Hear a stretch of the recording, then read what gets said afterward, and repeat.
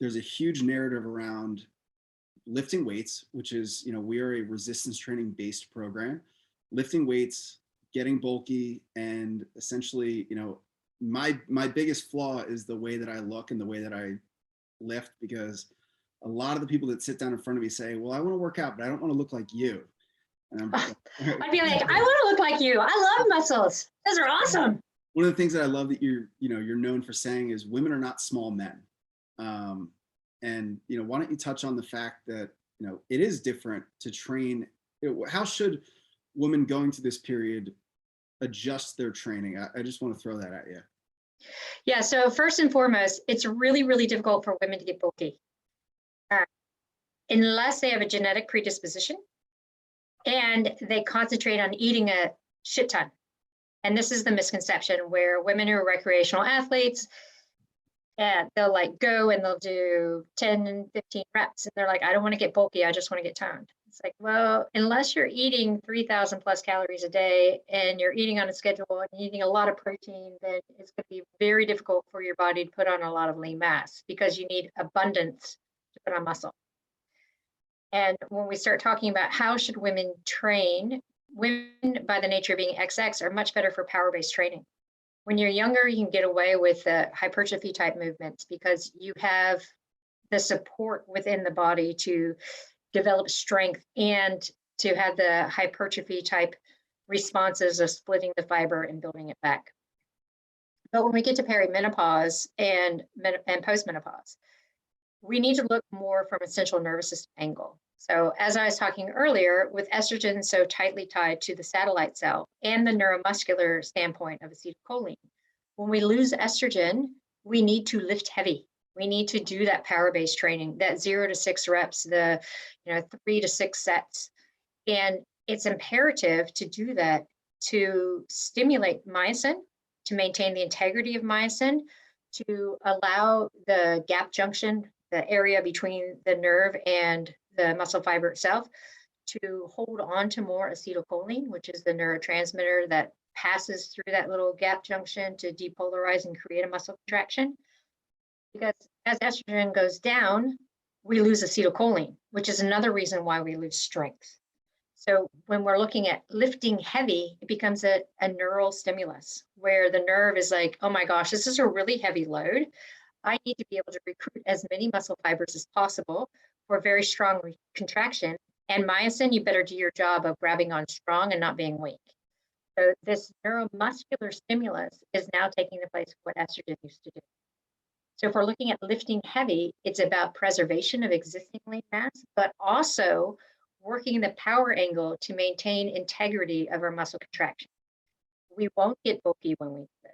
We will maintain strength. We can build more strength. We will build tissue, of course, but again, unless you're super, super focused, and even more so when you hit your mid-40s of trying to put more food in your body to develop that lean mass, it's super hard to put on lean mass.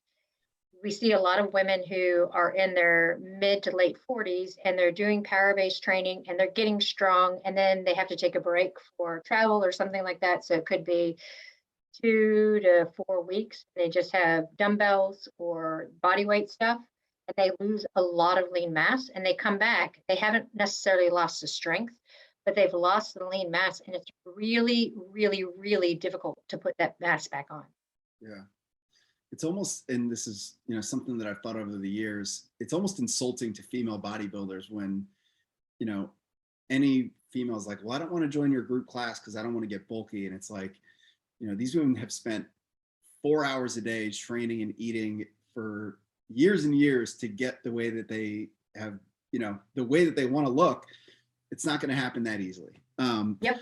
But so the other thing that we run into in our program, and I know in a lot of programs, is the intensity of that lifting. So, we program a lot of power lifts. We start pretty much every workout with a core and a power movement, 5 reps, 5 to 7 reps. Getting the right intensity is always the biggest pushback with a lot of women that we train. They're afraid to lift that heavy. And a lot of times we'll do a set And then the last set, we'll do what's called a plus set, where we'll do, all right, you're doing 3 sets of 5. The last set, let's see what you can do. And they end up getting like 12 reps. And we're Yep. like, we probably could have gone way heavier. Next week, let's go way heavier. But there's always like, oh, I could never, I can't lift that. How would you advise, a woman that, you know that they need to lift really heavy? What's the best way for them to know what weight to use? What should they be feeling? We've talked about RPE scales with our clients. It's very confusing for a lot of them. What would you Yeah. recommend? Well, we know from research that RPE doesn't really work for women because they underestimate. Unless it's more cardiovascular, like a VO2 workout, and then they really can dial in what a 9 or 10 means. But when we're looking at it from a resistance training point of view, they might be lifting 70% of their 1RM and say it's a 10 on an RPE of 1 to 10, because they don't know what it actually feels like to have that central nervous system fatigue. So we try to get people to first do your basic movements and see how well they are moving. And then we add load, but we always work with tempo loads when they're first starting out. So when you have that tempo pause halfway down the squat, you hold for 2 seconds and then you down and power back up. That tempo hold, that's where they start to feel what heavy means. And then it feels light when they go down and up again. So if it's like, okay, well, you get to that tempo hold and you can hold it, you're not heavy enough. So we're just trying to cue them as they go to see what that central nervous system feeling is. And the other thing I tell people is it's not a cardiovascular workout. When you go to a gym and you see people who are lifting, in particular men, because men tend to have more experience and feel better in a gym situation, you'll see them sitting down on the bench after doing a couple of lifts and they sit there forever. That's what we're after. We're not after a metabolic burn. We're not after getting your heart rate up. We're not after putting on a sweat. Of course, you will feel that when you're lifting heavy, but we don't want you to superset, because if you're supersetting, it's pointless. You're not lifting heavy enough. We need you to lift heavy enough that you want to sit down for those 2 minutes so that you feel, okay, all right, now I feel the nerve. I can feel it. I feel less fatigue. I'm ready to go again. If you're doing more cardiovascular stuff, for those 2 minutes, you just feel your heart rate come down, but you still feel like, nah, I can't really do it.